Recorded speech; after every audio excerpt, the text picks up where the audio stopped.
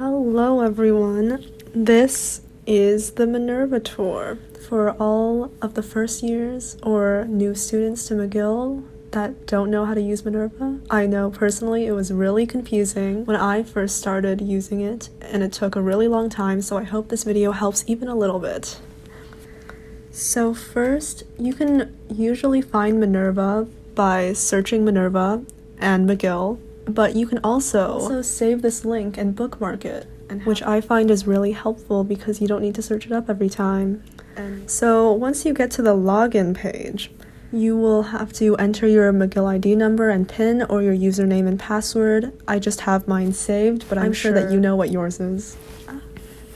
So once you log in, you will see the main menu, which has the personal menu, the student menu, the employee menu, the applicant menu, and the financial aid and awards menu. These menus are also available at the top anytime that you need it. So even if you click into one of the menus, you will have all of these options here at the top. So first, the applicant menu. This I'm sure you've used, and it's mostly used for applying to McGill, applying to entrance scholarships and financial aid, as well as applying to first-year housing. This menu is usually used prior to your first year, and you don't usually use it after that. The personal menu is kind of like the settings. Right now, the COVID-19 self-reporting forms are at the top, but these are subject to change. These are very easy to fill in and are just used if you feel COVID symptoms. So we can look at this, and it's just a really quick survey.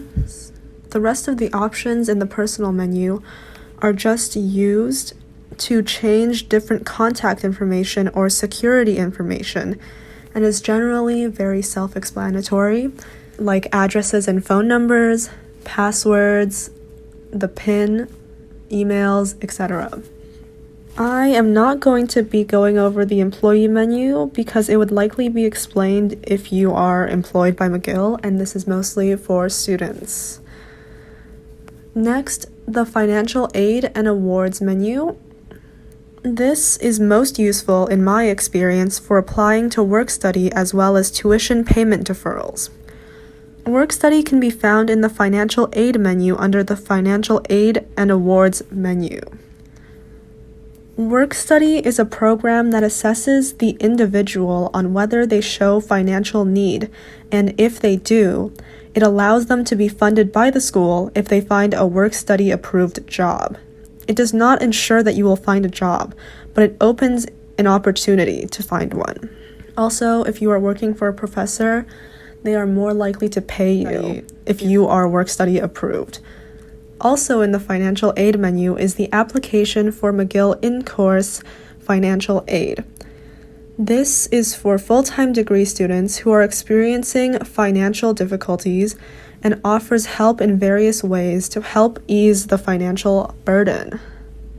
Back in the financial aid menu, you will find the McGill financial aid profile.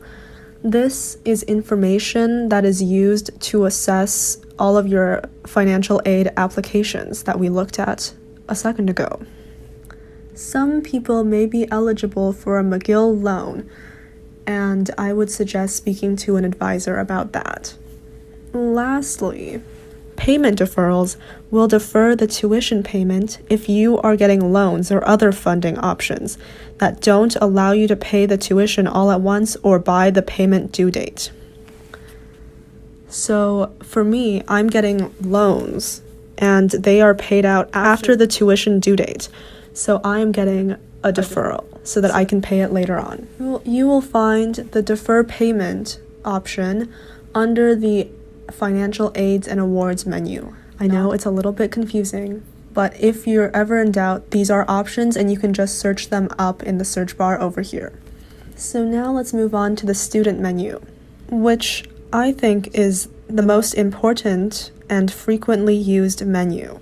I was talking about fee deferrals earlier, but to find out how much you must pay and when you must pay it by, you must go to the student menu, then the student's account menu, and then Once you get there, it's in the e-billing and e-payment menu.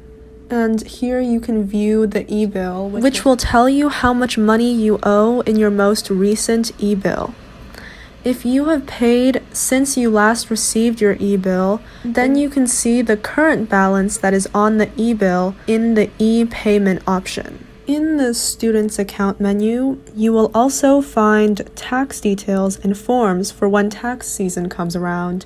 Additionally, since McGill has different tuition prices for people from Quebec, people from Canada but not Quebec, and international students, it is important to go to the View Tuition Fee and Legal Status menu. I believe that the only people who need to take action in the View Tuition Fee and Legal Status menu are Canadian students from other provinces other than Quebec, because the citizenship is automatically set as international student, which comes with a much higher tuition fee. However, it is still good to check to ensure you are not being overcharged. In the Students Accounts menu, there is also a Student Fee Opt-out menu where there are certain student fees that you can choose to not pay. These fees are generally used to improve student life, so you can choose if you would like to support these causes or not. In this menu, it shows a date and time where you can start selecting to not pay these fees. For this year, the opt-out period begins on September 15th and ends on September 29th. Moving back to the student menu, we will be now going to the student records menu. In this menu, you can view your grades in the unofficial transcript. You can also find a proof of enrollment for many things like study permits and the RESP. Additionally, you can change your program in the Change Your Primary Curriculum First Degree option. In here, you can change your major as well as your minor. You can also add majors and minors, but just be sure that your classes fit so that you can graduate. This is also where to look when you are applying for graduation. So if you finish classes in April, you should apply in February of your final year. And if you graduate in December, then you should apply in November, and so on and so forth. This menu is also where you find the applications for the deferred exams and the supplemental exams. Deferred exams are needed when you can't take the exam during the set time, and supplemental exams are for when you fail a class but are given an opportunity to pass through a more heavily weighted exam. The degree evaluation is to make sure that you can graduate from your specific program. Here you can also request your official transcript, which can be used for applying to other schools, and some jobs may require it, though most do not. Back to the general student menu, you will also find the academic integrity tutorial. This must be taken in your first semester of studies, so remember to do it. If you require the use of public transportation, you can find the reduced fare Opus card order form near the bottom of the page and order it from here. However, by far the most important menu in the student section is the registration menu, which is the second one down. This is where you can add and remove classes as well as make them SU or standard grading. The SU option is an option available for classes that are not required or complementary for your program that will make it so that these classes are only pass-fail and they will not be counted in your GPA. You can do this in the Quick Add or Drop Course Selections menu. Just select a term, and in here you will find all of your classes and the grade mode. For me, they are all standard, but you can also select the SU option until the add drop deadline, which is usually 2 weeks into the start of school.